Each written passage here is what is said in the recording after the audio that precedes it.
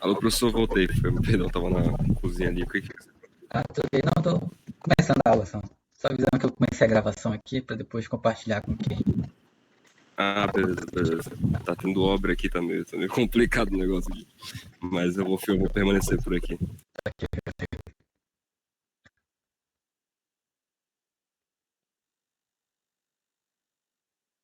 Acho que estão enxergando já, né, os slides. Vou botar aqui uma apresentação.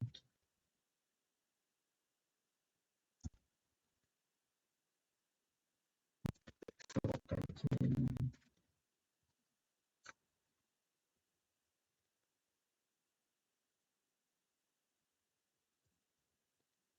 Depois eu vou usar os slides. Tem uma versão nova do livro do Kurose, diz quem está usando para nossas aulas, que eu nem sabia que tinha saído já a oitava edição. E aí, então, eu vou atualizar algumas aulas. Como eu vi agora à tarde, quando estava preparando, aí eu não consegui ainda passar para o português, tá? Então, eu vou usar aqui os slides do próprio livro, do Kurose, e depois as próximas aulas já vou trabalhar nos slides, e aí já posto os slides atualizados. Inclusive, os próximos conteúdos, que é sobre mobilidade em redes wireless, ele também já está atualizado no livro, e aí algumas coisas vão ficar mais atuais para a gente, né? Então, na aula de hoje a gente vai falar sobre redes 4G e 5G. Na verdade, a gente vai falar mais de rede 4G, né? 5G é bem pouquinho, e na próxima aula a gente complementa a parte de 5G. Na aula passada, nós falamos, né, sobre rede 5G, mais na questão de apresentar os desafios, o que é esperado para a rede 5G, o que ela se propõe. E aí, daquilo tudo, ainda tem muita coisa que está em implementação. Então, assim, a própria estrutura da rede 5G, a arquitetura e as técnicas que vão ser utilizadas ainda é muito debatido, tem muitas soluções para serem colocadas, né?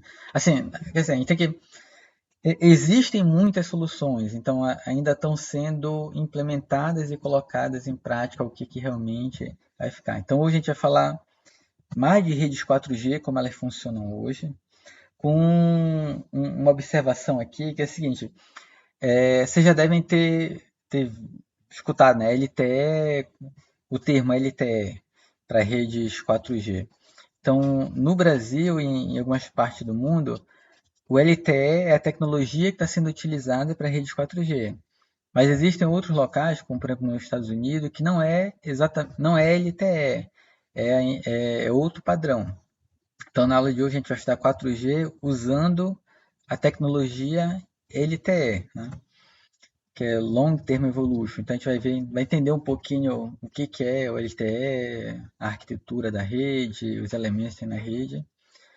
E assim, toda vez que a gente fala de redes wireless, né, a gente tem que, né, assim, tanto celular quanto Wi-Fi, Bluetooth, essas tecnologias, essas redes, o estudo dessas redes, ela é muito focada para a parte das camadas mais baixas, né, de camada física, enlace, link, que é as camadas que dão suporte para as camadas de cima, né? Então, o que vai rodar de aplicação lá em cima?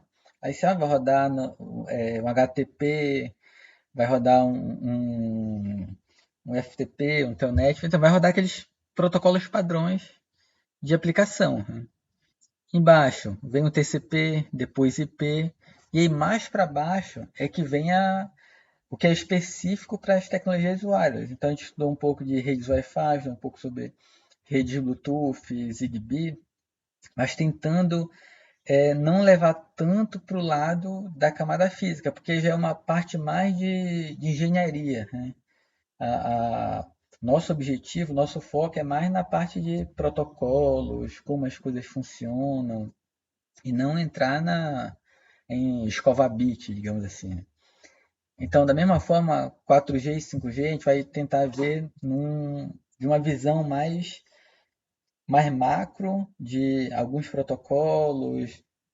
Nada, a gente vai chegar a ver protocolos específicos, tá? Mas entender como é a arquitetura da rede, os elementos que ela tem, sem entrar em detalhes. Senão a gente tira, assim, tem muita coisa dentro que a gente poderia falar sobre modulação, sobre correção de bits, sobre transmissão do sinal, espectro de frequência, mas isso tudo eu acho, assim, foge do escopo da nossa disciplina e até do escopo do curso em si, né? O curso não é um curso de engenharia elétrica, ou engenharia de computação, ou telecomunicações, né? Então, é um curso de ciência da computação e sistema de informação. Então, a gente, então, se eu, tá tentando não descer tanto no nível de bit, tá?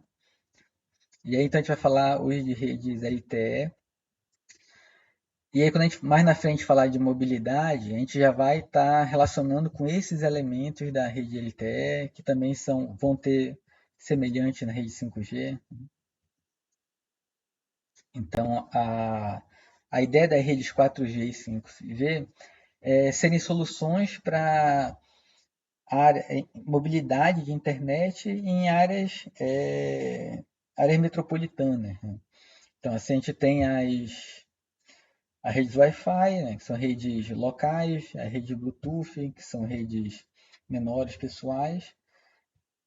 Essas redes, pela própria característica delas, porque elas foram colocadas, elas são redes que não permitem uma mobilidade ampla, naquele sentido, né, que a gente falou, né, de que o usuário se conecta a um ponto de acesso, depois se conecta em outro e é transparente a troca dele de um ponto de acesso para outro, a comunicação dele continua sem queda, né?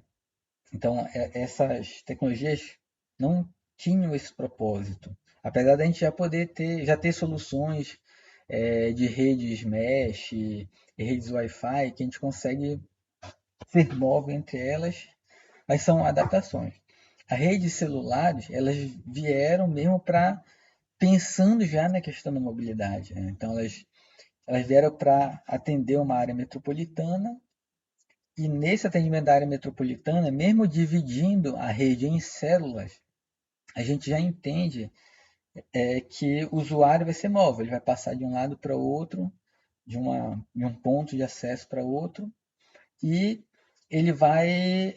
E a conexão dele não pode cair, né? Então, se eu estou falando no celular, sem pegar lá a primeira geração de redes, que era só para voz, era tudo analógica, já naquela primeira geração de redes, o usuário, quando ele estava falando ao celular, ele poderia andar para qualquer lugar e a conexão dele não ia cair, né? Ele não ia ter que ligar novamente para quem ele estava falando.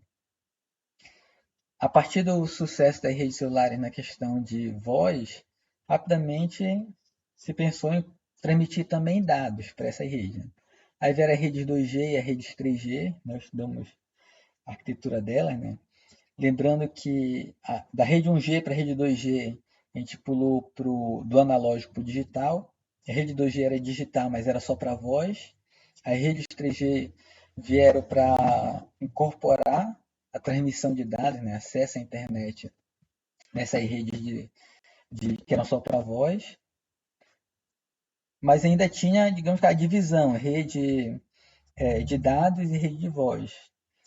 No 4G e no 5G já se trabalha tudo com dados. Mesmo a ligação que eu faço de voz, se eu estou no 4G, ela em algum momento vai entrar na rede de telefonia pública, mas dentro da rede celular, da operadora celular, ali é tudo tratado como dados, né?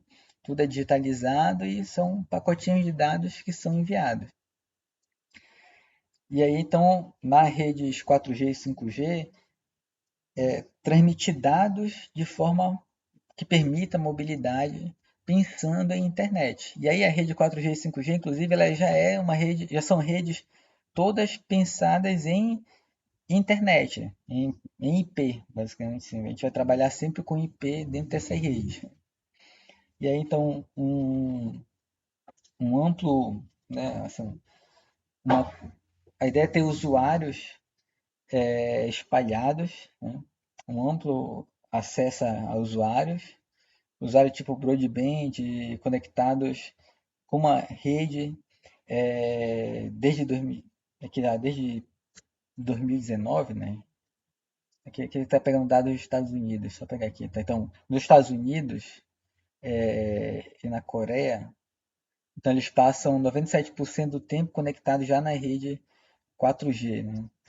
Já em rede 4G, com transmissões de até 100 megabits por segundo. Então, a rede 4G elas trabalham com até 100 megabits por segundo, a rede 5G trabalhar naquela faixa já de gigabits por segundo, e os padrões utilizados eles são definidos pelo 3GPP, que é um grupo de estudo, de desenvolvimento de padrões, e o 4G em si ele é definido como sendo o padrão LTE, Long Term Evolution. Então, é um padrão que define como vai ser a arquitetura da rede, quais os protocolos. Da mesma forma que a gente tem lá o 802.11 para o Wi-Fi, a gente tem o LTE para o 4G. Né?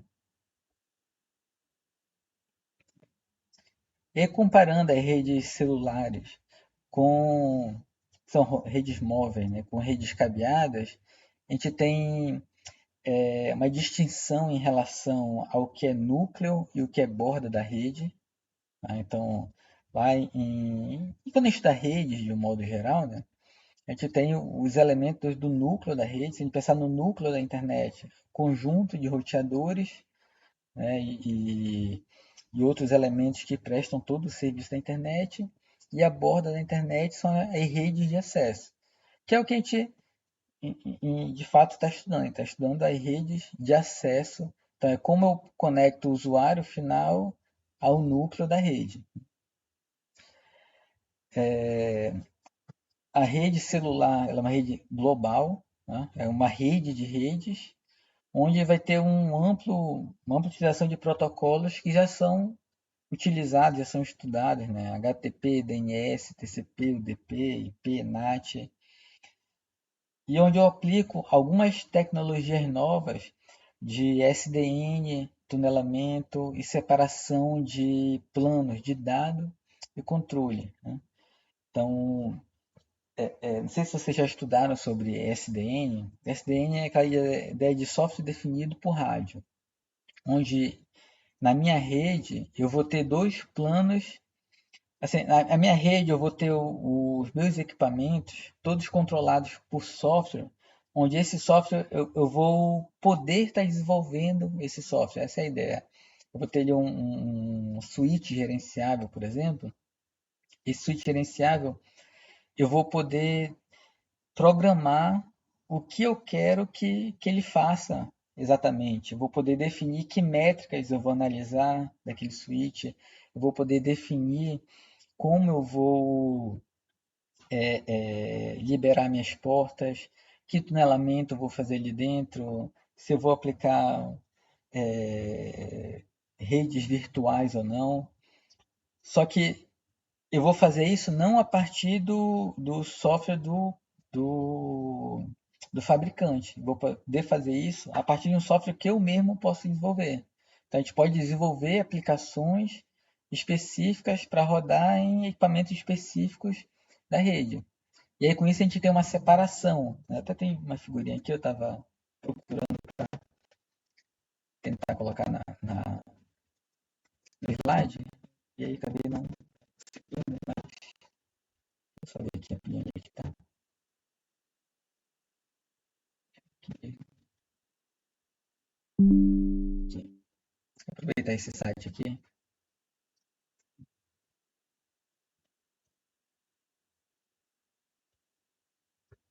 Então, a ideia da rede definida por software é que nós temos os elementos da minha rede, onde a gente vai ter o que a gente chama de dois planos. Um plano de dados e um plano de controle. No plano de dados, nós temos os dados realmente trafegando, que está sendo transmitido. E no plano de controle, a gente vai ter um elemento gerenciador, que ele quem vai estar controlando e a partir de aplicações específicas que eu posso estar desenvolvendo, ele vai estar definindo como cada um desses elementos, aqui no caso meus roteadores, como eles vão estar trabalhando. Então eu posso fazer aqui utilizar algoritmos específicos de roteamento para as aplicações que eu quero. Eu posso estar trocando esses protocolos de roteamento, eu posso estar definindo como eu vou atender diferentes classes de aplicação, eu posso estar definindo como eu vou fatiar a minha rede em relação a o que eu vou deixar de recursos para a aplicação X, o que eu vou deixar de recursos para a aplicação Y, e assim por diante. Essa é a ideia do rede definida por software.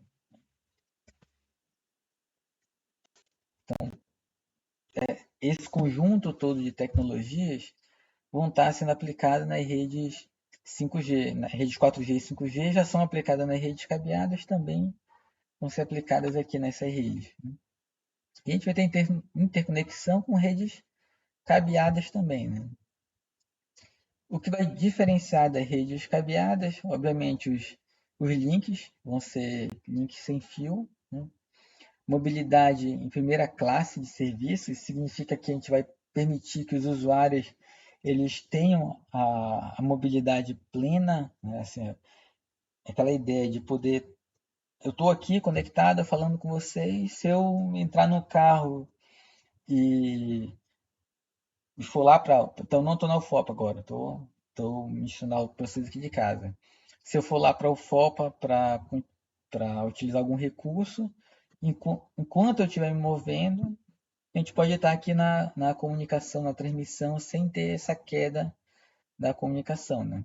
Mesmo eu trocando de uma rede para outra, que é o que não ocorre nas redes atuais, né? Eu estou aqui conectado na rede Wi-Fi. Se eu sair para a rede 3G, 4G, eu tenho uma queda e precisa reconectar tudo de novo, né? Os usuários identificados por um cartão, né? Como a gente já está acostumado, inclusive para a rede 5G, esses cartões eles vão ser globais. Então, assim, hoje a gente ainda tem a questão das áreas de cobertura, em que, dependendo de para onde eu vou, eu preciso fazer aquele roaming, né? Eu preciso entrar na rede de outra operadora e isso gera um custo maior para mim, né? Para mim que sou usuário. Onde a ideia é que na rede 5G esse custo já não existe. Na verdade, a rede vai ser enxergada como uma rede global. A gente tem um modelo de negócio baseado em usuários e onde eu vou ter usuários assinantes de um servidor, né? Onde eu vou ter uma forte noção de rede, a gente chama de home network, né? Que é a rede em que eu faço parte daquela rede, e as redes de home, onde são redes em que eu estou visitando, né? Que isso assim, tem uma forte definição nesse aspecto devido ao fato da mobilidade, de como a gente vai gerenciar a mobilidade, que é o que a gente vai estudar lá nas próximas aulas. Tá? E a gente tem um acesso global, então eu posso estar me movendo, inclusive, para qualquer lugar do mundo, com autenticação infraestruturada, com segmentação de subportadoras. E aí, falando dos elementos da rede 4G em si, da arquitetura LTE, então a gente tem a rede de acesso, né, que é a borda da rede, que a gente chama. Na verdade, deixa aqui, a rede de acesso, agora eu falei em rede de acesso. Onde a rede de acesso, ela sempre se refere à conexão do usuário final com a operadora. Então, a rede de acesso, a rede celular é uma rede de acesso, a rede que eu contrato, que pode ser de fibra, por exemplo, de uma operadora, como por exemplo WSP, Zoom, essas várias que existem, é uma rede de acesso. As redes que existiam antigamente, aquele DSL, aquele Velox, aquelas tecnologias que a gente já não tem mais, eram rede de acesso. Então, rede de acesso é sempre a rede que conecta, que dá o acesso do usuário final à internet em si. Então, que leva para um provedor, onde desse provedor eu vou sair para a internet. Né? Então, na rede celular, nós temos a rede de acesso, onde eu vou ter o conjunto então, do usuário móvel, né? User Equipment aqui, o E, e eu vou ter a minha estação base, que na nomenclatura do LTE é o que a gente chama de eNodeB. Né? Então, o eNodeB é o conjunto ali do rádio, que está lá na torre, com uma certa infraestrutura, onde esse cara vai estar responsável por gerenciar essa célula aqui. E aí na rede celular nós vamos ter várias células. Então, cada uma dessas células é uma rede de acesso. Né? E nós vamos ter o núcleo da minha rede, que é o chamado de EPC, que vai ser toda baseada em IP, onde eu vou ter ali equipamentos que vão elementos que vão fazer a gerência da mobilidade dos usuários aqui, vão fazer a autenticação desses usuários e que vão fazer a conexão dessa minha rede com a internet em si. Sempre tudo baseado em IP agora. Tá? E inclusive é por isso que existe uma quebra do 3G para o 4G. O 4G ele vem já todo com elementos baseados em IP. Então, apesar, né, da gente, quando vai usar uma aplicação de dados, aqui, ó, vou usar o WhatsApp, por exemplo. Quando eu uso esse WhatsApp, da mesma forma como eu uso no meu computador para acessar a internet, eu não preciso. Hoje em dia já não, né? Hoje em dia tudo a gente usa DHCP. A gente chega na nossa casa, contrata um serviço da operadora, algum serviço de acesso à internet, né? Aí chega lá na nossa casa com o modem, aí tem aquele ponto de acesso Wi-Fi, eu me conecto nele e eu não preciso configurar nada de IP, né? Tudo, configuração toda automática. Aí eu vou e começo a usar ali as minhas aplicações. Instalo um jogo, acesso à internet, e uso várias outras coisas na internet. Né? Ali embaixo, tudo baseado em IP. A mesma ideia é que na rede celular, tudo é baseado em IP. Então, esse carinha aqui, ele tem ele é identificado, o usuário dele é identificado a partir do chip dele, né, aquele SIM, que vai trabalhar aqui com o MME para definir se esse usuário tem ou não acesso à rede, mas a identificação desse usuário aqui é toda por IP. Então, se vocês já olharem lá no slide de vocês, ou em qualquer equipamento que trabalhe na rede 4G, em algum lugar vai aparecer o IP de vocês. Então, toda essa rede ela trabalha já com IP. Diferente das redes antigas que não se trabalhava com IP. Então, eu tenho meu dispositivo móvel, smartphone, tablet, laptop ou um equipamento de IoT, né? Nós falamos na aula passada, um dos grandes avanços do 5G, o 4G já permite, mas o 5G vai permitir um acesso massivo de equipamentos de IoT. E aí, quando a gente fala em IoT aqui, a gente está pensando em tudo. Quando fala em internet das coisas, é pensando em todas as coisas mesmo. Dentro de casa eu posso ter desde a minha TV, que a gente já é relativamente comum hoje ter uma Smart TV, né? Mas o meu ar-condicionado, o ventilador, o frigobar, refrigerador, o micro-ondas, estão tudo conectado à internet. Fora de casa, o porte de energia, o porte de iluminação, meu próprio medidor de energia, os semáforos, eu posso ter vários sensores espalhados pela cidade, né? Para medir, por exemplo, a temperatura, medir qualidade do ar, então vários elementos ali. E aí, quanto mais equipamentos desse eu tiver, mais usuários na rede eu vou ter eu vou ter, né? São mais usuários transmitindo dados e a rede tem que dar suporte a isso. E aí todo mundo aqui baseado em IP. Né? Então, esses são os dispositivos que vão estar conectados lá no 4G LTE, no meu rádio 4G LTE, que vai estar aqui na minha EnodeB. E aí, quando a gente fala em LTE, a gente está falando a toda essa arquitetura. Para cada parte dessa arquitetura existe um padrão. Então, aqui, para a conexão entre o meu dispositivo e o rádio LTE, existe um padrão aqui de qual vai ser a modulação que vai ser utilizada, qual o protocolo de acesso ao meio. No 4G LTE, a identificação é a identificação internacional de 64 bits, então aquele chip 4G ele tem ali uma identificação de 64 bits que é usada para definir o usuário em qualquer lugar do mundo. Então, o meu mesmo chip que eu utilizo aqui, eu posso utilizar em Estados Unidos, Europa, em qualquer outro lugar, apenas habilitando ali o meu home internacional.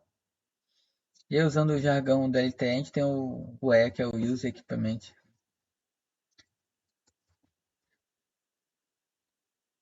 E, além então, do usuário, eu tenho aqui a minha estação base, ou o EnodeB, como é chamado. É a borda do prestador de serviço aqui, do meu provedor de acesso à internet. Né? Ele quem vai gerenciar os recursos de rádio. Então, aqui eu tenho um rádio. Aí, esse rádio, ele tem recursos. Esse recurso, basicamente, é quantos usuários ele consegue atender simultaneamente. Né? Então, quantos canais ele tem ali. De uma forma bem simples. Existem outras questões aí. Mas, assim, quantos usuários ele consegue atender simultaneamente? Não usuário registrado na rede. Porque, assim, eu posso ter numa célula aqui, por exemplo, 100 usuários. Esses 100 usuários eles estão ativos, conectados à rede. Só que esses 100 usuários eles não ficam usando a rede simultaneamente o tempo inteiro. Né? Eu uso agora faço uma ligação, acesso à internet, uso um aplicativo e eu paro um tempinho. Mesmo enquanto eu estou usando algum aplicativo, a gente não fica transmitindo o tempo inteiro, né? Faz uma transmissão, por exemplo, acessa uma página na internet, baixa aqueles dados, eu passo um tempo visualizando aqueles dados para depois baixar outros dados, né? Então, estou num site de compra, por exemplo, eu baixo ali a imagem, baixo as informações, vou ler ali, vou olhar a imagem, aí depois eu clico em outro link que vai requisitar que eu baixe mais dados.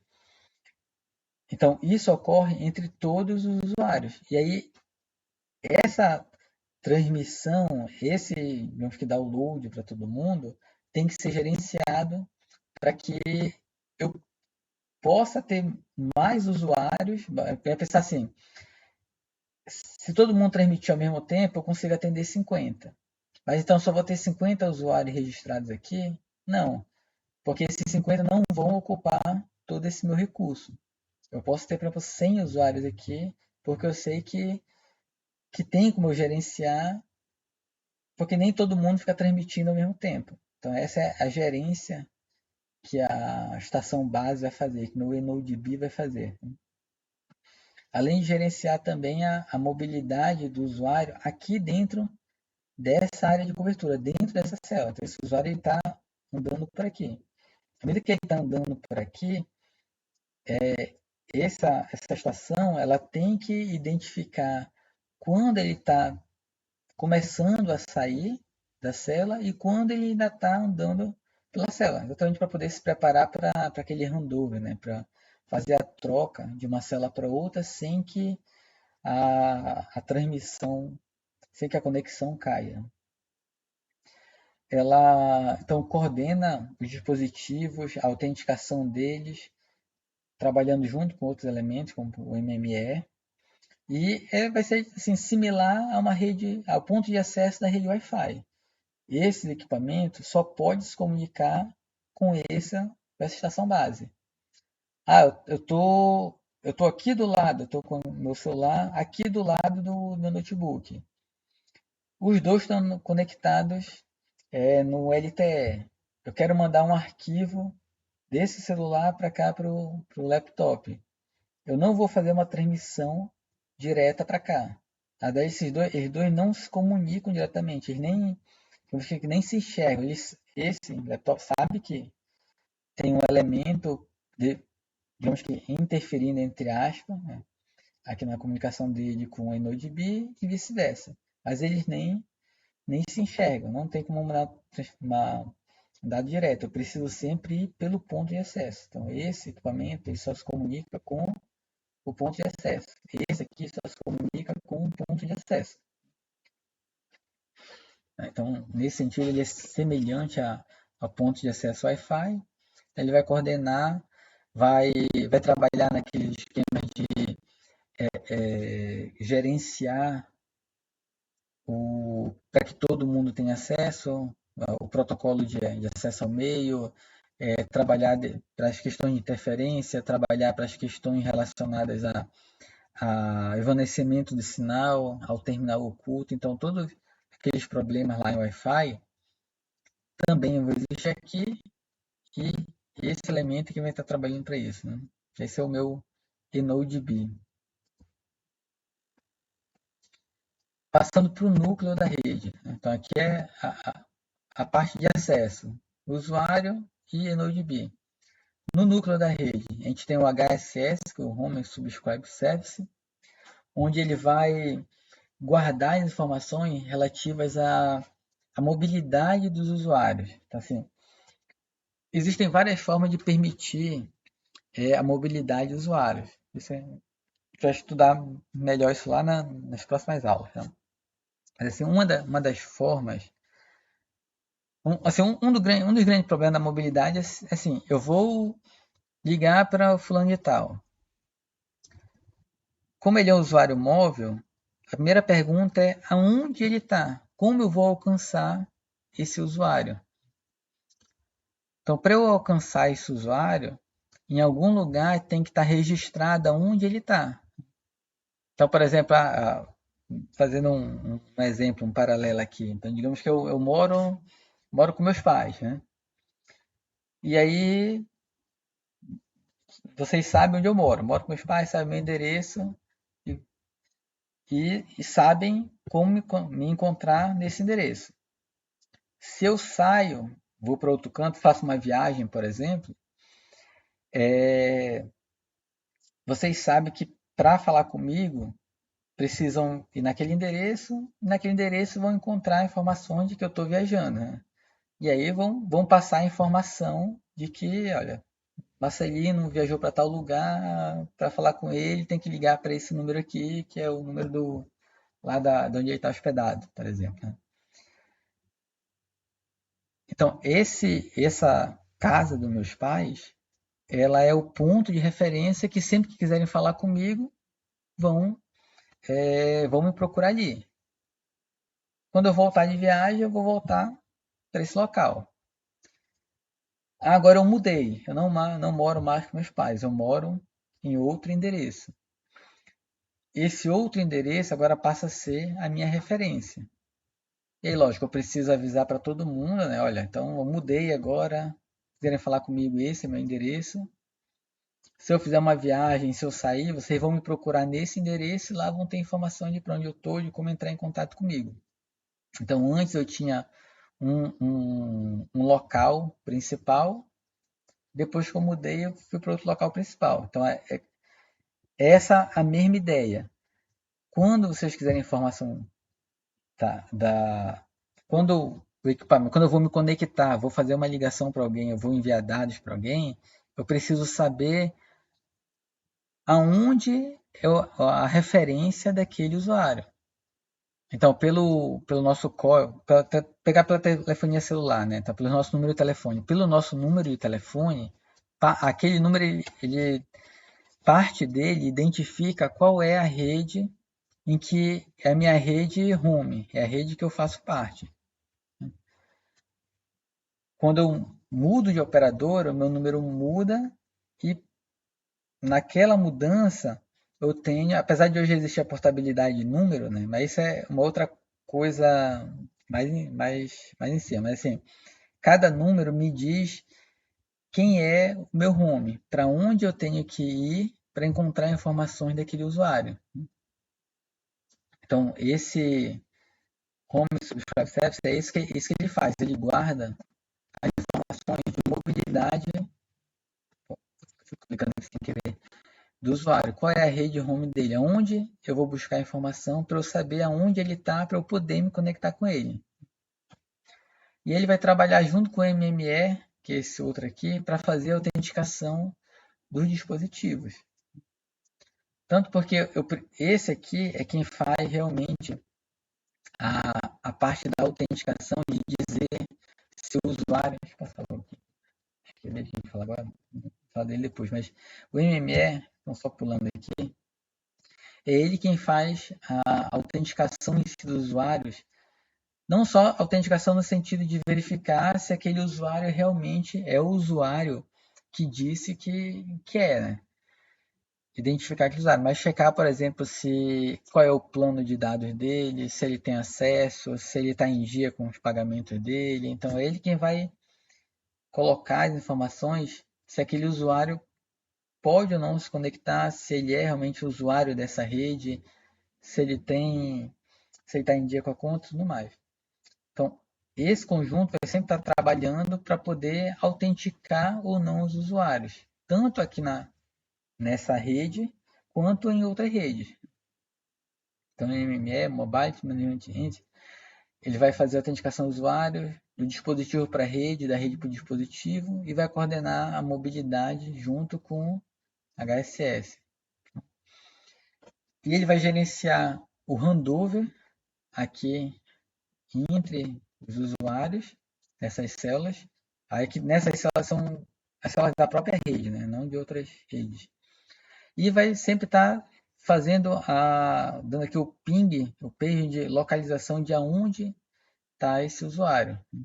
Então, eu controlo a autenticação, eu verifico onde estão os usuários, eu faço a questão do handover, ou handoff, junto com a NodeB, e as informações todas vão ser guardadas aqui no HSS. Né? Então, esse gerencia e esse guarda informações. E voltando aqui. E além desses dois no núcleo da minha rede, nós temos os gateways. E aí temos dois tipos de gateway. Tem o SGW, que é o gateway que faz a ligação dessa rede de acesso com o núcleo da rede, e tem o gateway PDN gateway, que é quem faz a ligação da rede celular, de um todo, digamos assim, com a internet. Então, eu preciso ter dois gateways. Quando a gente vai fazer a transmissão, então a gente primeiro tem um link daqui para cá, depois eu venho para o gateway para depois enviar através do PDN.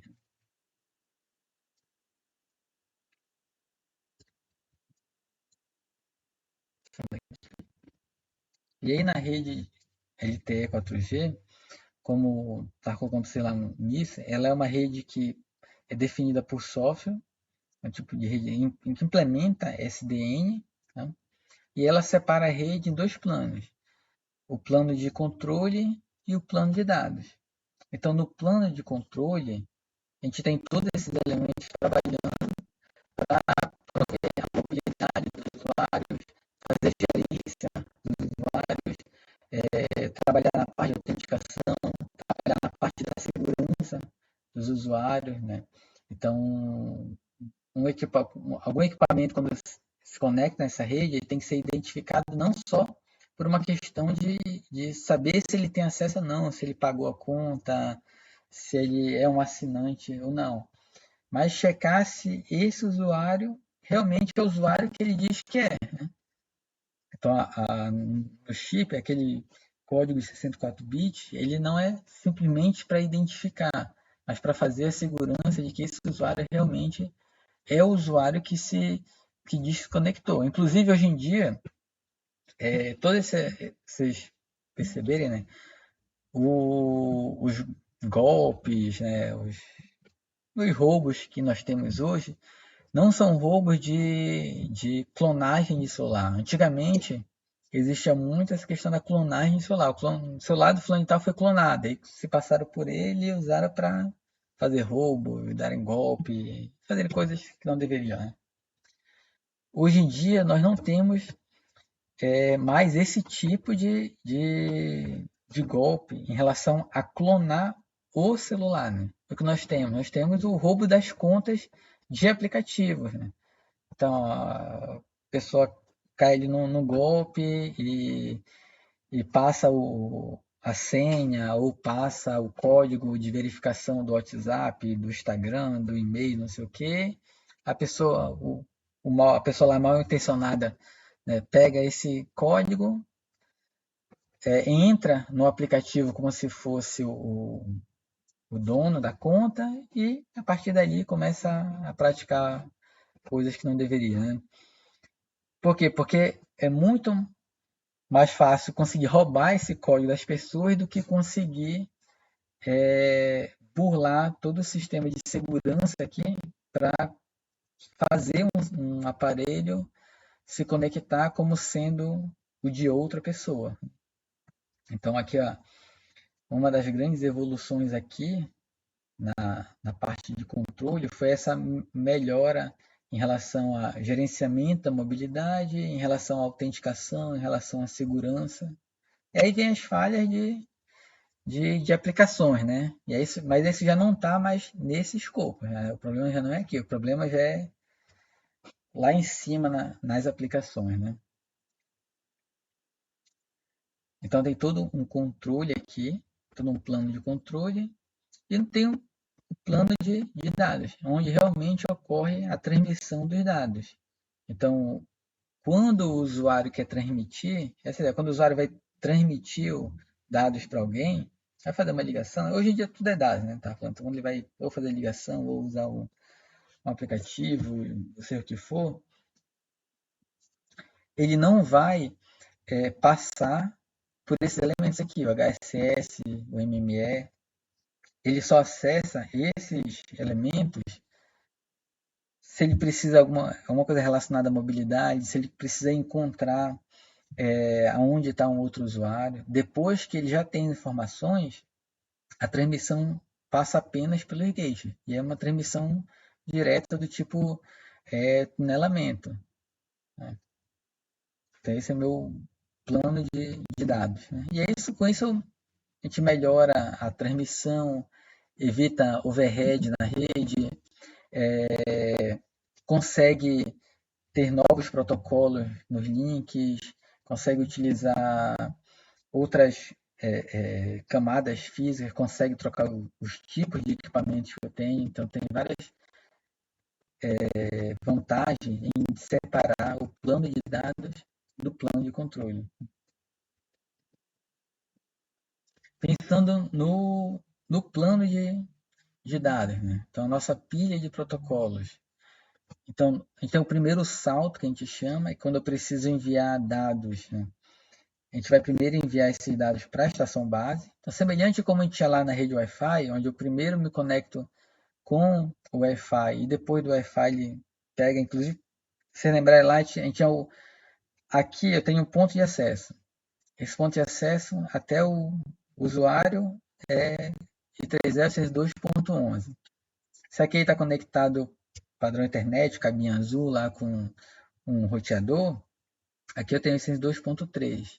Então, eu enviava, transmitia aqui esse 2.11, tinha um quadro, esse cara pega, muda o quadro, né, para esse 2.3 para poder enviar para cá. Então, é a mesma ideia. Eu tenho um quadro aqui, já todo baseado em pilha IP.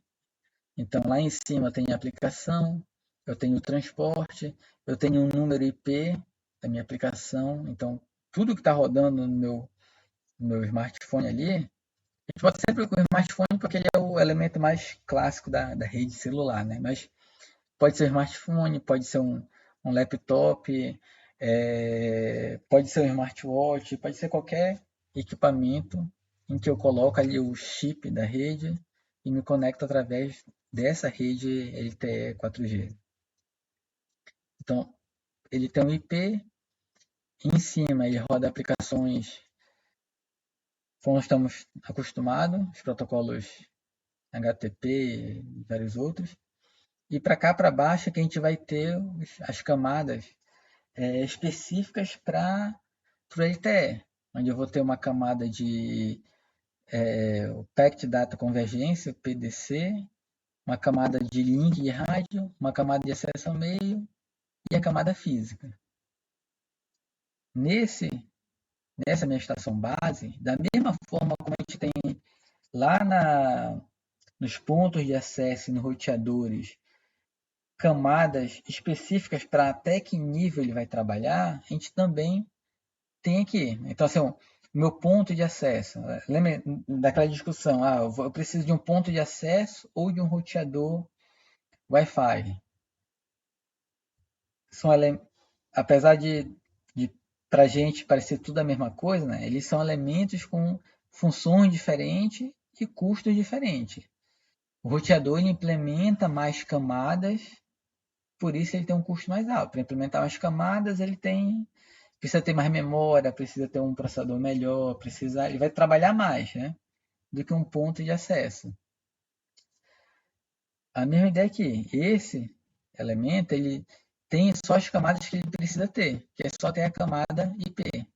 Então, quando eu vou transmitir aqui no meu NodeB, eu não preciso saber se o que está sendo transmitido é um acesso à internet usando um HTTP, ou se é um VoIP que está sendo utilizado, ou seja qual for a aplicação. Então, esse cara aqui não enxerga qual é a aplicação. Então, ele vai trabalhar até a camada IP. Através do IP é que ele vai fazer o redirecionamento. E lógico, ele precisa das camadas de baixo para a gente poder se comunicar com o ponto de acesso. Então, esse é o meu primeiro salto. E aí, nesse caso aqui, então, ele faz a questão da compressão, da encriptação, toda a parte relacionada a essa transmissão. Tá. Controle de acesso ao meio, faz a requisição, o uso do rádio, os slots de tempo. Então, aqui no LTE, cada usuário, a questão do compartilhamento do recurso, ele é dado em função de slot de tempo. Cada usuário tem um slot de tempo para poder estar acessando a rede. Então, esse é o rede de acesso de rádio LTE.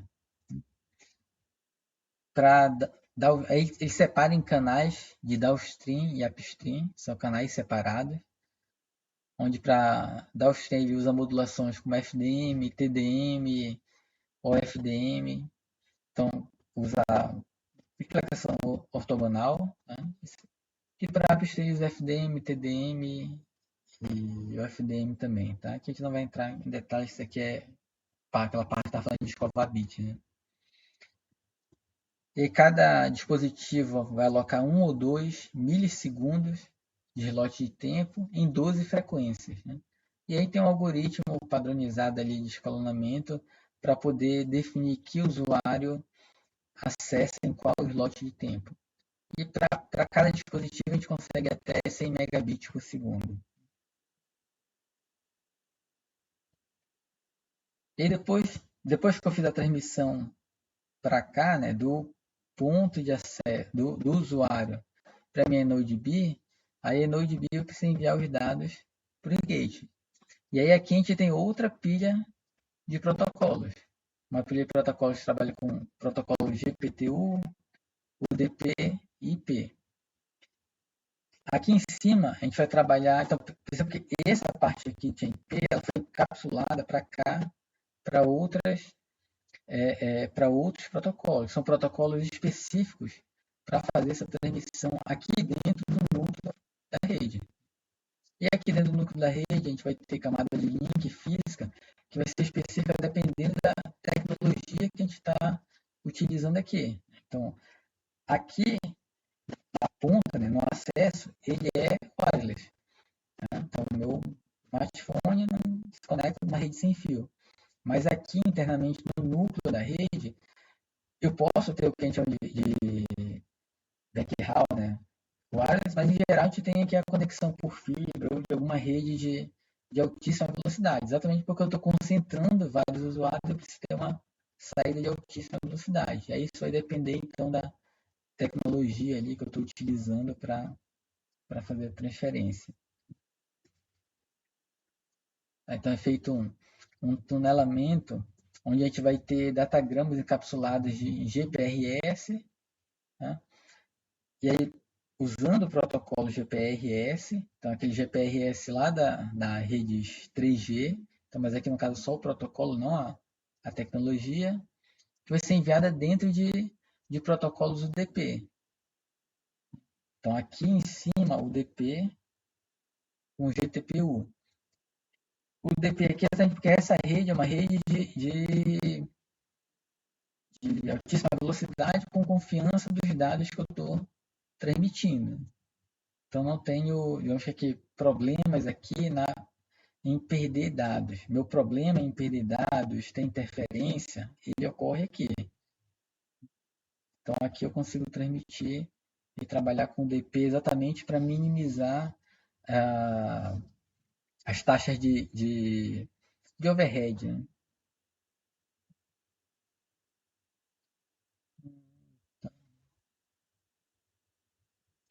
E uma das coisas aqui é que nesse tunelamento eu não esse tunelamento ele permite a mobilidade, ou seja, eu consigo manter o meu tunelamento, consigo manter a minha transmissão mesmo com o usuário móvel aqui, onde o que eu vou mudar é apenas uma ponta desse tunelamento. Então, assim, quando eu estou me movendo e estou fazendo a transmissão, essa parte aqui da transmissão, ela vai mudar, essa conexão, ela vai mudar de acordo com onde eu estou.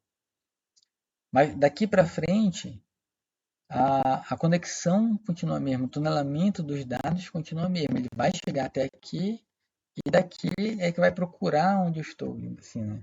E aí isso permite com que essa gerência da mobilidade ela seja mais simples. Não vou dizer que é a mais eficiente. Assim, existem várias formas de a gente fazer permitir a mobilidade do usuário. Né? Dependendo do ponto de vista, dependendo do objetivo, uma pode ser mais eficiente do que a outra. Às vezes a gente tem que pensar naquela que funciona na prática, aquela que a gente consegue implementar.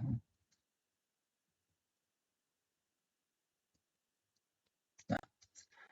E aí, pensando em como no plano de dados o usuário se associa com a estação base. Então, a primeira coisa, a gente vai ter um broadcast do sinal.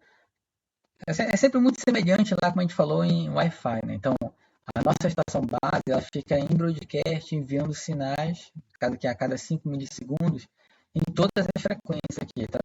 Tem canais que trabalham em 12 frequências. Então, 12 canais. Então, ele fica enviando todos os canais.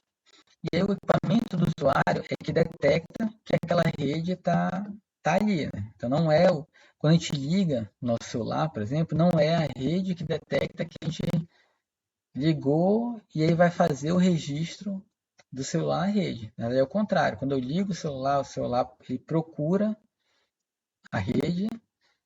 Quando ele acha que existe uma rede disponível, ele solicita a conexão. Então, em broadcast tem esses pacotinhos avisando, olha, a rede é essa. Então, o usuário móvel ele acha essa rede, localiza qual é a faixa de frequência que ele vai estar trabalhando e solicita para se conectar nessa rede. Depois disso, ele vai enviar a informação específica para qual é a rede dele, qual é a rede home dele, no caso, né? Qual da onde ele vem. Através dessa informação da onde ele vem, a minha estação base vai trabalhar lá já no plano de controle com o MME e com HSS para verificar se esse usuário pode ou não ser autenticado na rede. E depois que ele faz a autenticação, ele vai estabelecer a conexão e vai usar esse plano de dados. Uma das coisas na rede celular também é que o usuário ele também pode entrar no que a gente chama de modo sleep, né? Ele pode, para economizar bateria, se ele não está transmitindo, ele minimiza o uso de todos os recursos. Então, assim, eu não estou transmitindo nada agora, eu não preciso transmitir dados. Então, eu não preciso ficar transmitindo sinal a cada tanto milissegundo. Eu posso pegar esse meu rádio. Então, aqui eu tenho um rádio, né, que transmite o sinal para cá para a Node-B. Então, eu posso, entre aspas, desligar esse rádio e ligá-lo daqui a um tempo quando eu realmente for transmitir, quando eu realmente preciso me comunicar com a minha Node-B para poder fazer uma transmissão ou para registrar que eu ainda estou ali. E aí tem duas formas desse cara dormir, né? Tem um light sleep e deep sleep. Então, light sleep ele dorme a cada 100 milissegundos de inatividade e acorda periodicamente para checar se tem transmissão para fazer. Então, de sleep ele dorme de 5 a 10 segundos de inatividade e ele pode ser acordado quando ele precisa restabelecer uma associação com essa Node aqui. Então, vai depender do uso desse celular. Dependendo do que eu preciso, eu vou ficar mais tempo dormindo ou não. E é lógico, se eu entrar aqui no Light Sleep, a cada 100 milissegundos é checado se tem algo para transmitir ou não. Então ele dorme um pouquinho, economiza a bateria naquele tempo e depois conecta. E essa reconexão ela aqui é rápida. Ainda entra no modo Deep Sleep, passa mais tempo economizando bateria, né? Então eu passei mais tempo de inatividade e entrei no modo Deep. Então eu vou economizar mais bateria, mas quando eu vou acordar, eu vou precisar restabelecer a minha conexão aqui. E aí a rede, então, ela passa a ser uma rede do que a gente chama de uma rede global de IP. Tudo agora é baseado em IP. Né? Eu tenho todos os elementos, eles se conectam por IP. Ele tem pontos de acesso, assim, quando a gente pega, se a gente fizer um paralelo aqui para redes de dados, a rede não, os provedores de acesso à internet tradicionais, não é redes celulares, nós temos o IPX ali, que é o ponto de troca de tráfego, né? Onde eu tenho dentro do... Então, se eu pensar aqui, digamos que essa parte aqui é a minha rede do provedor de acesso à internet, né? Sem ser o celular, estou pensando no provedor de acesso à internet tradicional ali, o WSP, Zoom, Mob, esses vários que existem. Então, eles provêm acesso para os usuários, aqui os assinantes, todo mundo cabeado. Em algum lugar ele vai se conectar a outra rede para poder fazer a troca de tráfego, né? Digamos que enviar o tráfego dele para a internet em si. Na rede celulares, antigamente, eu tinha um ponto onde eu tinha um gateway que enviava os dados e tinha outro ponto para fazer o gate com a rede celular. Agora todo mundo é baseado em IP, todo mundo vai para esse mesmo ponto de troca de tráfego. E aí nesse ponto é que a gente vai ter ter conexão com a rede legada, o 2G, o 3G, que não são IP. Né? Então aqui eu acesso diretamente a rede IP, essa é a ideia.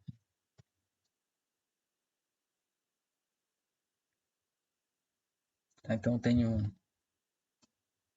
o meu usuário, que é identificado a partir do chip dele, ele vai entrar numa rede, que é a rede home dele, ele vai se autenticar, vai começar a usar a internet e vai trocar tráfegos através desse local. Se ele entrar em ROM, ele vai se autenticar nessa rede. Como aqui é tudo baseado em IP, ele vai conseguir fazer a autenticação aqui, onde a informação de que ele é um usuário que realmente pode ser autenticado, essa rede vai buscar aqui no HSS dele, através todo de protocolos IPs. E para a rede 5G, é uma estrutura praticamente semelhante, onde a gente vai estar trabalhando com novas tecnologias para aumentar a taxa de transmissão, diminuir a latência, aumentar a capacidade de tráfego, aumentar a capacidade de usuários conectados à rede, né? Aí no 5G a gente chama de 5G NR. Então, nós temos a tecnologia LTE, que para muitos locais é a tecnologia que a gente diz que é da rede 4G. Né? Então aqui a gente está na rede 4G pensando em LTE. No 5G, aí a tecnologia é o 5G NR, que é de New Radio, onde ela tem uma arquitetura relativamente semelhante, mas ela aplica várias mudanças em relação às tecnologias que são utilizadas. Então, por exemplo, usar MIMO. MIMO, já viram esses pontos de acesso que tem 4, 6, não sei quantas antenas? Ponto de acesso Wi-Fi. Então, aquelas várias antenas é o que a gente chama de sistema MIMO. Então, múltiplas entradas e múltiplas saídas. Então, cada antena daquela recebe uma cópia do sinal e com essas várias cópias do sinal, tem alguns algoritmos específicos que conseguem trabalhar para reduzir a questão de desvanecimento do sinal, a questão da interferência, todos aqueles problemas que a gente aponta como são os principais da rede sem fio. Esses sistemas MIMO, eles têm, assim, são tecnologias mais novas que conseguem aplicar algoritmos mais avançados para estar identificando e trabalhando esses problemas. Então a ideia é que no 5G também vai estar trabalhando com MIMO.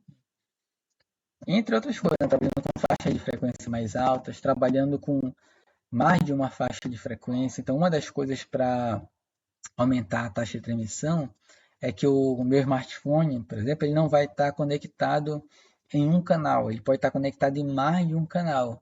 E aí com isso ele consegue taxa de transmissão maiores, né? Maiores taxas de transmissão. Trabalhar com frequências milimétricas, então nas faixas de gigahertz, que aí tem alguns problemas, né? Quanto maior a taxa de transmissão, maior a faixa de frequência, menor a minha onda, e aí com isso a gente consegue taxas mais altas, mas passa a ter alguns outros problemas, como por exemplo a distância diminui. Quanto maior a frequência que eu utilizo no meu sinal, menor é a distância que eu alcanço. E aí com isso a gente precisa ter elementos que vão, digamos, entre aspas, serem repetidores do meu sinal, que é o que a gente entra com picocélulas e nanocélulas dentro da rede 5G. Mas aí com isso a gente consegue ter uma rede mais massiva, com mais usuários, uma rede mais densa que a gente chama. Né? Tem muito mais usuários conectados a essa rede. Aqui eu peguei esse slide da atualização do livro do Kurose. Tá? Ele trata de até rede 4G.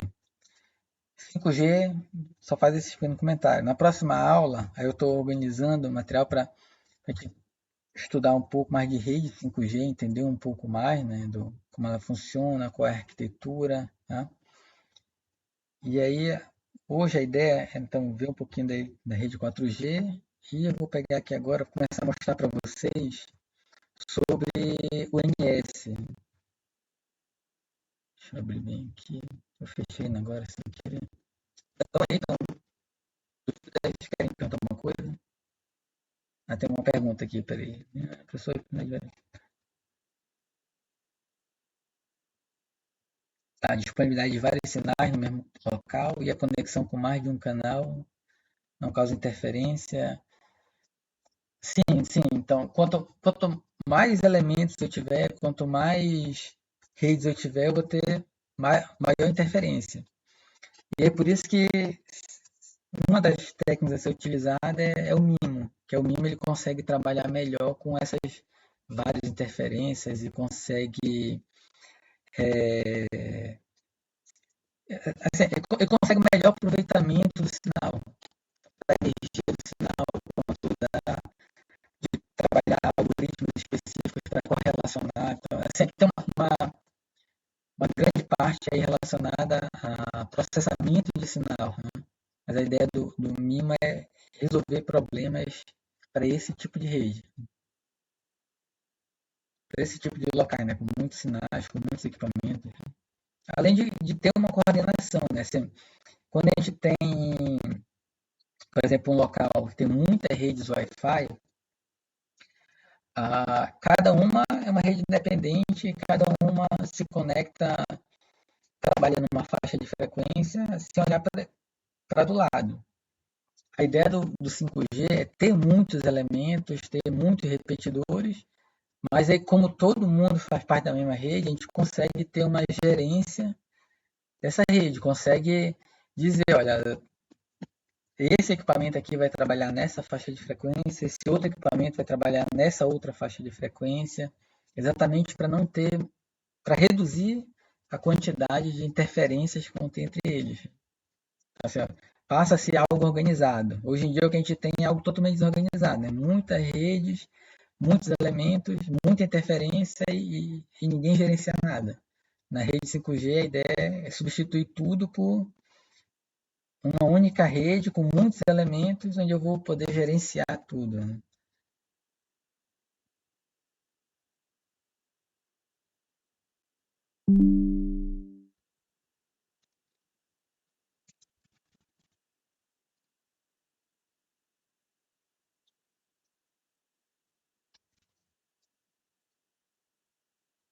Deixa eu abrir aqui, tá?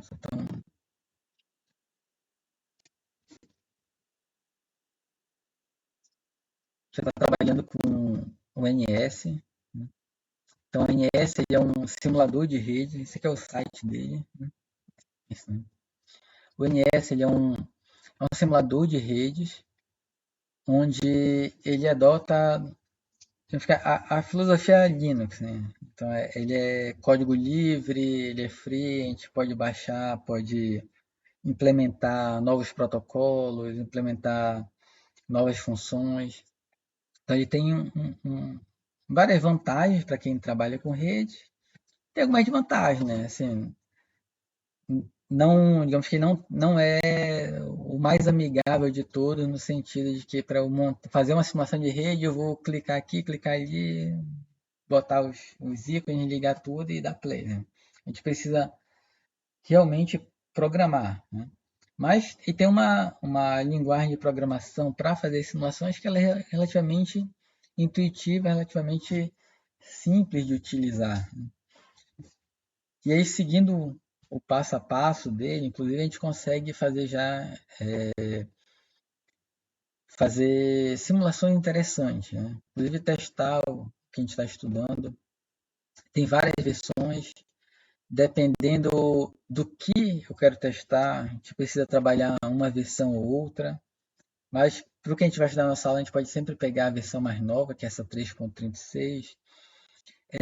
Ele permite simulações do tipo emulação, onde eu vou pegar e eu vou colocar como se, assim, eu quero, assim, primeira coisa que a gente precisa entender, na simulação, o que eu tenho é um software que ele vai imitar o comportamento de algo do mundo real, né? A minha simulação é isso. Eu tenho ali um software que ele vai imitar o comportamento de alguma coisa no mundo real. Então, se a gente pensar em orientação a objeto, eu vou ter ali um objeto que é o roteador, um objeto que é pacote, então um objeto que é usuário móvel.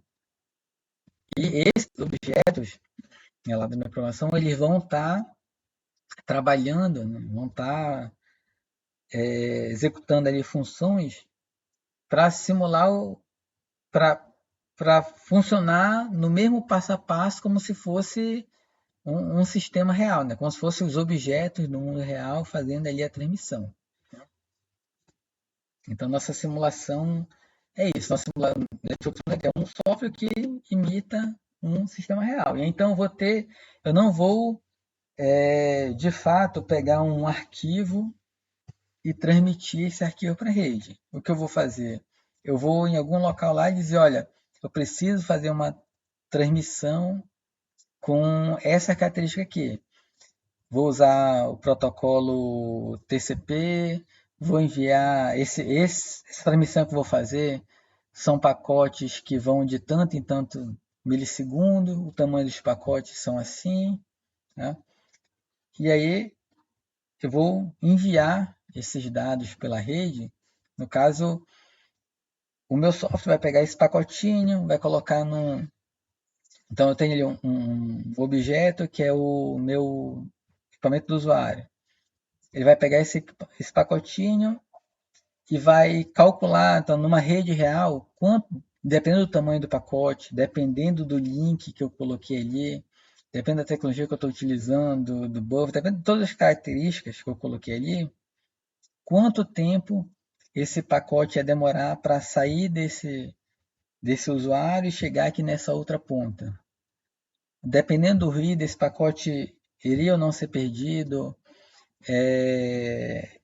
qual o protocolo que está sendo utilizado, então quanto eu vou botar de overhead nesse pacote. Esse pacote ele tinha o tamanho de 10 kbits. Se eu encapsular ele no protocolo tal, ele vai aumentar bastante de overhead. Então, todas essas contas, tudo que ocorreria no mundo real, vai ser calculado e vai ser simulado ali pelo meu programa, que no caso aqui é o Network Simulator. E é o que a gente vai ter de resultado, então, da minha simulação, é um log, onde esse log vai me dizer, olha, no tempo zero, um pacote de tamanho tanto saiu do local X. No tempo 0.1, o pacote Y chegou não sei aonde. No tempo 0.3, o pacote tal saiu não sei de onde. Então, é um log que ele vai colocando, olha, nesse tempo ocorreu isso, nesse outro tempo ocorreu aquilo, nesse outro tempo aquilo, nesse tempo aquilo. E a partir desse log eu vou poder entender ele, olha. Então, eu por exemplo, estou testando, digamos que eu estou testando roteamento da minha rede. Então, coloquei ali, aproveitar essa figurinha que está bem aqui, por exemplo. Só para dar um. Então, digamos que eu estou bem aqui, eu quero enviar um pacote para cá. Eu posso enviar para um link direto que tem entre os dois, ou eu posso enviar para um outro nó, que depois roteia para outro, que depois roteia até chegar lá. Dependendo do algoritmo de roteamento, o caminho que vai ser seguido pode ser esse direto ou pode ser outro. Então, esse link aqui, qual o custo dele, o quanto ele está congestionado, ou será que é vantagem enviar por aqui ou será que é melhor mandar por outro roteador? Isso é o meu algoritmo de roteamento, quem vai calcular para mim. No NS que eu vou poder testar, que eu vou poder ver, eu vou poder colocar um algoritmo de roteamento, enviar e no log olhar por onde esse pacote passou até chegar e em que momentos de tempo cada coisa ocorreu e, inclusive, no final calcular. Olha, então, quanto tempo demorou para o pacote que eu queria enviar daqui para cá chegou. Eu vou e troco o meu algoritmo de roteamento. Mando enviar de novo e observo de novo o log. Então, por onde ele passou, em que instante de tempo ele passou em cada lugar. No final, quanto tempo demorou para ele vir desse nó para esse aqui. Aí, se eu quiser um outro algoritmo de roteamento, eu testo de novo. Se eu quero mudar parâmetros no meu algoritmo de roteamento para ver se ele se ajusta melhor. Tá? Então, a ideia do simulador é a gente poder ficar fazendo vários testes que na vida real ia ser complicado, que no mínimo ia custar muito, né? Então, tanto em dinheiro quanto em tempo. Imagina se eu Imagina montar uma rede dessa só para fazer teste de algoritmo de roteamento. O tempo que vai demorar para eu configurar toda a rede, o tempo, o custo que vai, tanto o tempo quanto o custo para adquirir todos os equipamentos, para eu montar todos os links. Então, é um custo muito alto. Aí a simulação permite, então, que a gente, com um custo, aqui o custo do INS é um custo zero, né? O custo que eu vou ter vai ser o custo computacional. Dependendo do tamanho da rede que eu quero simular, vai demorar mais ou menos. Eu vou ter que ter um computador com mais ou menos memória, né? Então, dependendo do que eu quero simular, da complexidade da rede que eu quero simular, eu vou ter, obviamente, um custo. Mas é um custo infinitamente menor do que o custo de eu montar a simulação no mundo real. E é lógico, como tudo tem vantagem e desvantagem, né? A desvantagem da simulação é que não é o mundo real, é uma abstração e eu vou precisar ter simplificações. Eu nunca vou conseguir, na minha simulação, ter todas tudo aquilo que existe no mundo real. Né? Nunca vou conseguir colocar no meu modelo todas as características e todos os elementos. Então, para uma rede, eu vou fazer uma simulação de rede Wi-Fi. Como a gente falou, existem vários elementos interferindo, existem vários problemas que podem existir, até questão de temperatura pode estar influenciando no meu equipamento. Então, eu tenho aqui um ponto Wi-Fi, esse ponto Wi-Fi está num lugar que está muito quente. Essa temperatura pode estar influenciando no recebimento do meu sinal e fazendo com que eu perca mais pacote. Né? Isso é um nível de detalhe que na simulação a gente não vai conseguir fazer. Se for algo muito importante para minha simulação, que eu sei que aquilo existe, eu sei que aquilo está interferindo, aí a gente vai lá no simulador e modifica, né? Prepara o código para que ele também considere isso aqui. Mas aí aumenta a complexidade, outra coisa ainda vão ficar de fora. Né? Então a simulação tem vantagem e desvantagem. A primeira vantagem é o custo, que é muito baixo, é poder fazer muitos testes repetitivos, poder testar muitos cenários diferentes, poder repetir a mesma simulação várias vezes para tentar encontrar ali o gargalo, poder fazer um passo a passo, né? Uma depuração de tudo que está acontecendo na minha rede, mas é uma abstração do mundo real. Nunca o resultado vai ser assim, ele pode ser um resultado tão bom, mas ele não vai ser o resultado do mundo real. E exatamente por ele não ser o resultado do mundo real, a gente precisa ter também um tratamento estatístico nessa simulação. Então, toda simulação envolve analisar estaticamente o resultado, repetir muitas vezes a simulação, repetir com entradas diferentes, com números diferentes, para ter resultados diferentes, para poder analisar de forma estatística esse resultado. Então, o ONS, esse é um simulador de rede, é um simulador discreto, de tempo discreto. Esse tempo discreto quer dizer que ele vai assim, em simulação existem dois tipos de simuladores, o tempo contínuo e o tempo discreto. Tempo contínuo são simulações em que o relógio interno da simulação, assim, a simulação, ela tem um relógio que é diferente do relógio do mundo real. Né? Dependendo da complexidade da simulação, né, da complexidade em termos de memória e processamento que ela exige, esse relógio ele pode rodar mais devagar ou mais rápido que o relógio do mundo real. Então, aquelas simulações de previsão de tempo, por exemplo, são simulações pesadas que normalmente exigem ali algumas horas de processamento para a gente ter uma simulação de alguns minutos. Né? Então, eu passo horas simulando o que ocorre em alguns minutos. No nosso caso, a gente quer o contrário. A gente quer, em alguns minutos, ou no máximo em algumas horas, poder simular aquilo que vai ocorrer em dias, em meses, né? Durante muito tempo. Então, a simulação de tempo contínuo é aquela simulação em que todos os instantes de tempo são considerados na simulação. Normalmente são de fenômenos físicos. A nossa simulação são simulações de tempo discreto, são simulações onde o nosso relógio da simulação ele dá saltos no tempo. Então, basicamente assim, eu tenho um pacote para enviar. Esse pacote vai ser enviado agora no tempo 1. Aí eu faço o cálculo. Olha, esse pacote vai ser enviado no tempo 1.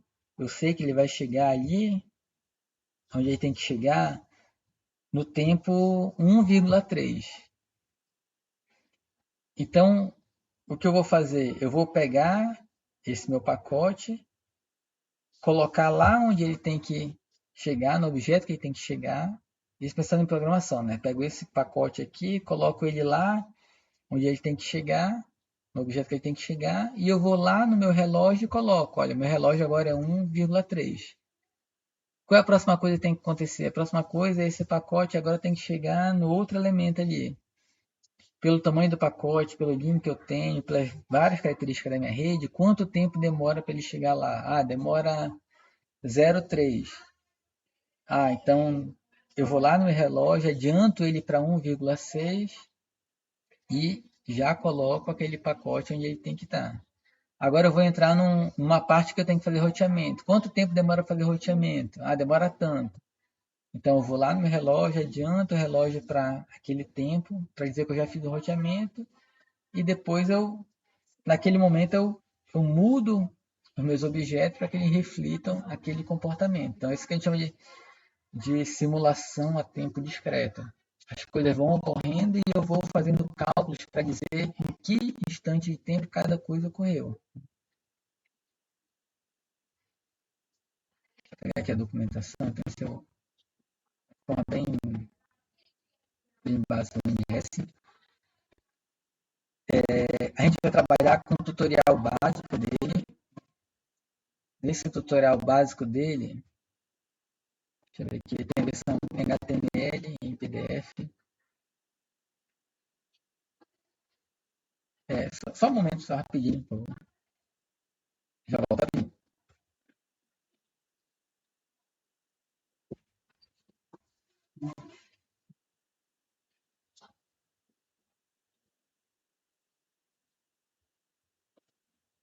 Deixa eu só um pequenos problemas aqui de home office.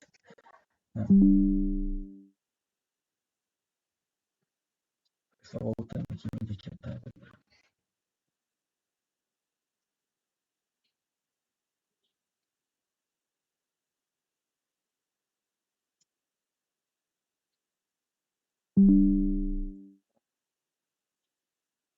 Deixa eu trabalhar aqui com o NS. A gente vai começar a partir da... Assim, quando eu estou apresentando aqui para vocês já começarem a olhar, quem puder já começar a instalar, quem não puder já se organize com o colega. Assim, devido a gente estar no modo remoto, eu entendo que talvez alguns tenham algum problema de utilizar o NS ou não tenham mesmo o computador em casa não aguente para rodar, ou não sei se vocês estão usando só celular ou tablet, não sei como tá, mas sim, tentem se organizar para poder utilizar o NS. Problemas me avisem, a gente tenta organizar, mas quanto antes a gente começar, melhor para poder todo mundo fazendo os testes. A gente não vai estudar simulação em si. O que é simulação? A cada aula, a gente vou estar apresentando para vocês alguns conceitos, tentando explicar algumas coisas, mas a gente não vai ser uma aula de simulação, vai ser uma aula de redes, a gente vai tentar utilizar um simulador que é o NS, tá? E aí a primeira atividade, a primeira tarefa que vocês precisam fazer, então, é checar o NS, o que ele faz, como instala. Eu tenho já gravado, inclusive, um vídeo explicando como instalar ele usando o Ubuntu. Vou passar o link para vocês depois lá no CIGA. Vocês podem ir checando. Mas assim, que eu estou mostrando aqui é que vocês devem entrar aqui no site da INS, olhar as informações. Ele tem aqui o Get Start, né, por onde começar, onde tem um overview sobre o INS, os pré-requisitos e a parte de instalação em si. Então, a primeira tarefa de vocês é instalar o INS. Vantagem de trabalhar só em INS, inclusive vão começar a entrar, para quem ainda não mexe com Linux, vão começar a entrar nesse mundo Linux e começar a criar um pouquinho de habilidade, entender um pouquinho como funciona. Dá para instalar ele por Git, dá para baixar o zip, instalar. A instalação dele significa compilar, né? Baixar e compilar tudo o que precisa. Então, vamos trabalhar um pouquinho sobre a questão de repositórios, bibliotecas. Tem... Professor, a gente vai usar Socket em que aí exatamente? Eu vi lá uma programação em Socket ali, Socket Programming, um tópico. Ah, tá, não. Aqui o Socket são socket de transmissão mesmo, né? Socket para... Mas a gente não vai usar, a gente não vai chegar a usar, né? A gente vai usar só... Não?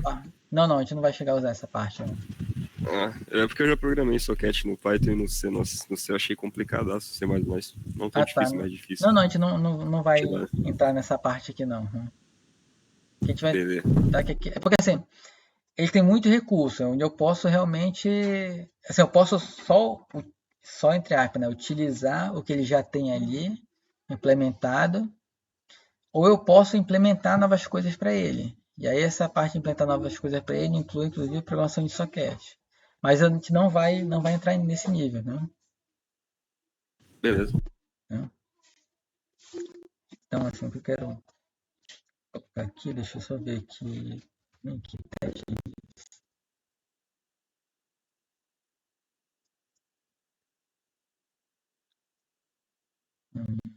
só pegar aqui, porque eu estou no Windows.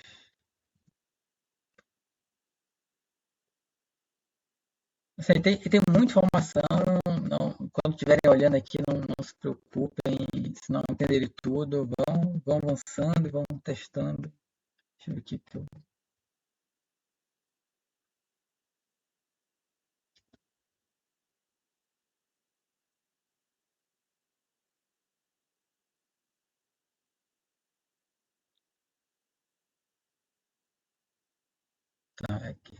Eu estava procurando se tinha o arquivo dele, só o arquivo sem os comentários, que aqui essa parte aqui ele está dando o primeiro exemplo, onde ele vai aqui explicar como monta a simulação em si. Então, a simulação, ela basicamente vai ser um programinha que eu vou escrever. Pensa assim, eu vou escrever um programa onde eu tenho várias bibliotecas que eu vou estar utilizando. Basicamente isso. Né? Então, tem uma parte inicial para incluir as coisas que eu preciso. Então, bibliotecas básicas que a gente precisa trabalhar.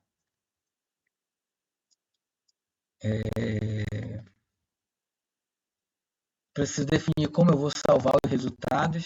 Na verdade, onde eu vou salvar os resultados. Aqui eu estou definindo que eu vou salvar num arquivo chamado primeiro script exemplo. Vou entrar na função principal dele, onde eu vou definir como eu vou trabalhar a informação de tempo, o nível de log que eu vou gerar, se são logs detalhados ou se são logs relativos a algumas aplicações específicas, algumas camadas específicas. Tá? Então, assim, a ideia que eu quero agora que vocês comecem a trabalhar é entrar aqui no site, pegar aquele Get Start, tentar instalar, tentar acompanhar algum desses scripts e tentar rodar. Assim, o primeiro teste ele vai dar, digamos que só um hello world mesmo. Né? A partir daí, vocês tendo feito esse primeiro contato, aí fica melhor nas aulas a gente começar a explorar o NS. Assim, como ele envolve a programação, a gente programar em si, se eu abrir aqui agora um script para vocês e começar a mostrar o script, vai ficar aquele formato de aula onde a gente vai mostrando o código, eu vou tentando explicar e dá 10 minutos, já está todo mundo perdido no código. Né? Eu acho que o interessante é vocês começarem a tentar fazer, por mais que eu entrei lá, baixei, não consegui compilar, deu 1 milhão de erros, ou consegui compilar, mas quando eu fui rodar não acertei rodar, ou não entendi tal coisa. Fica mais produtivo para a gente vocês tentarem rodar logo, tentarem mexer no NS e trazer os problemas, e quando eu for apresentar aqui, vocês já terem uma noção, já poderem pelo menos entender um pouquinho do que eu estou falando e poder se encontrar, olha, então, meu erro foi bem aqui, a gente trabalha para tentar tirar as dúvidas do que o contrário, eu apresentar para depois vocês começarem a mexer no NS. Tá? Nesse sentido, olha, o site é esse, vou colocar lá ns.org. Aqui no NS tem a parte de documentação. Na parte de documentação tem um tutorial. Se vocês entrarem no YouTube, vai ter muita coisa falando sobre NS, tá? Aqui no tutorial tem HTML, tem a versão em PDF também. Aqui ele fala um pouco sobre o NS, já tá, o NS3 é porque ele está na terceira versão. Né? Então podem pular essa parte inicial e para cá para o Get Started, que é onde ele vai falar sobre o que precisa ter para instalar. Então ele usa C++ e Python. Ele vai explicar como instalar no Linux, tá? Dá para usar também no Windows. Eu nunca usei no Windows, mas envolve instalar alguns sistemas Cygwin, se não me engano o nome. Né? Se puderem utilizar no Linux é melhor. E vão acompanhando daqui para frente. Tentem acompanhar daqui para frente esse start. Primeiro ele vai falar sobre instalação, sobre o que tem que ter. Então tem que ter o compilador C, Python, CMake, o build system, Git, Tarban, Zip, que são coisas que normalmente, se vocês instalarem, por exemplo, o Ubuntu, já vem lá no Ubuntu. Né? Minha recomendação é que use o Ubuntu, ele é bem mais simples para usar assim, para quem não... Assim, para usar aqui o NS, normalmente as coisas já tem lá no Ubuntu, ele é bem mais simples a gente estar trabalhando, tá?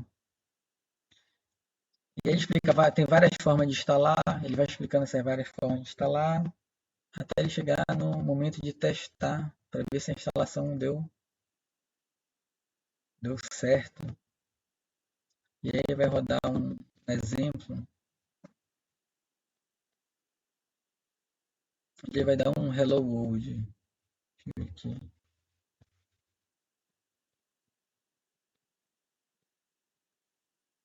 Tá, vai pra cima. Mas assim, não, quando vocês começarem a olhar aqui, ele dá muito detalhe, ele vai apresentando muitas coisas, e aí não se prendam muito em entender todas as linhas, entender parte por parte.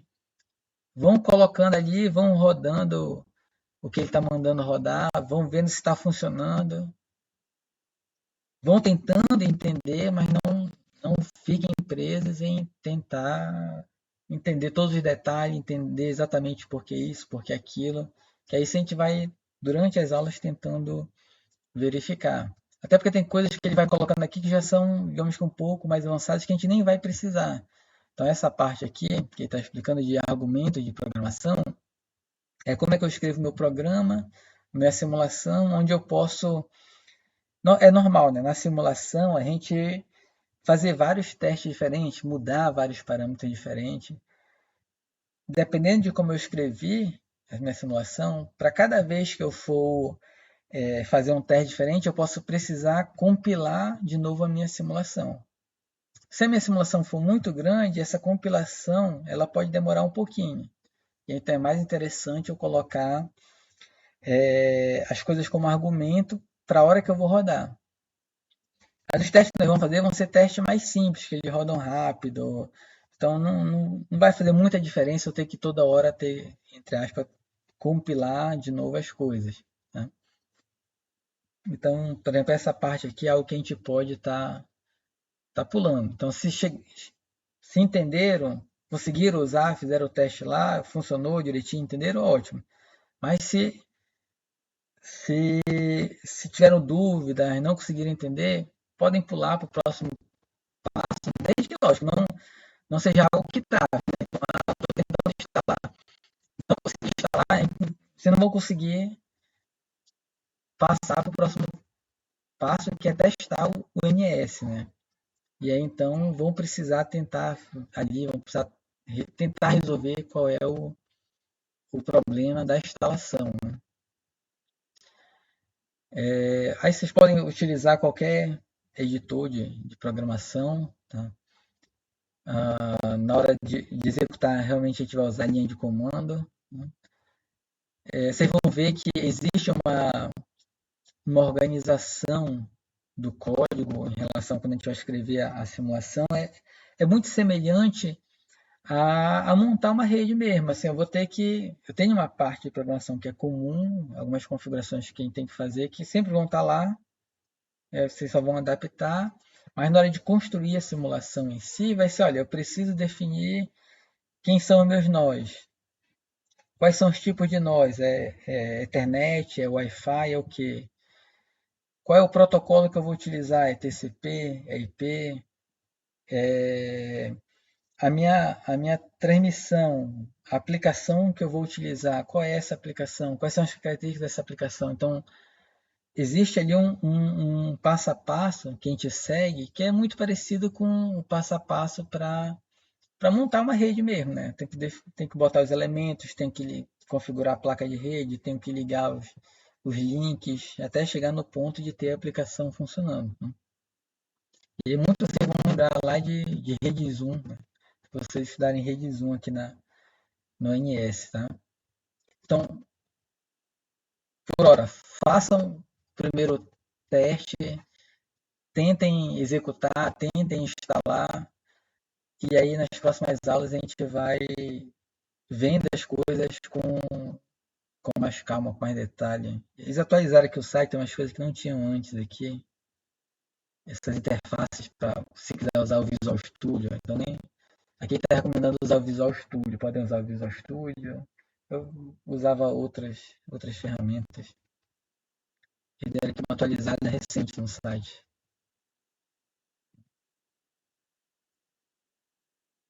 Tá?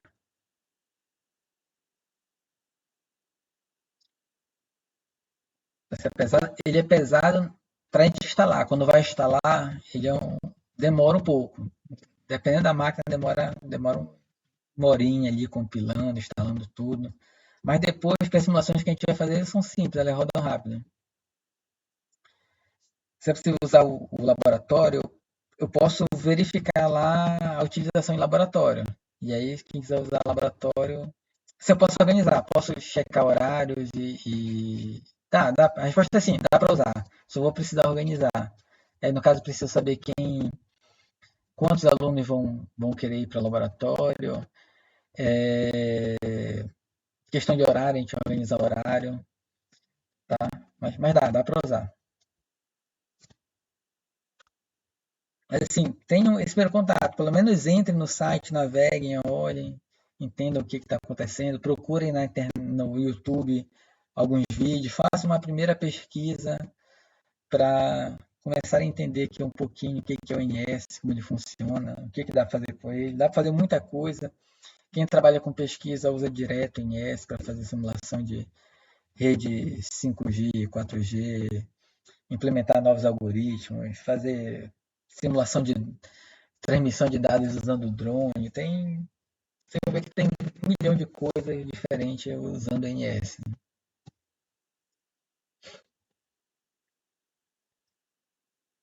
Alguma questão, uma dúvida? Não. Beleza, então por gente fica aqui, tá? E aí na semana que vem a gente continua a rede 5G e vamos falar já de mobilidade de redes, né? Eu vou passar para vocês o link da extensão do NS para quem já puder ir testando e instalando. Beleza. Ok, pessoal, então por hoje a gente fica por aqui, né? Até a nossa próxima aula. Mas estou desligando aqui a gravação.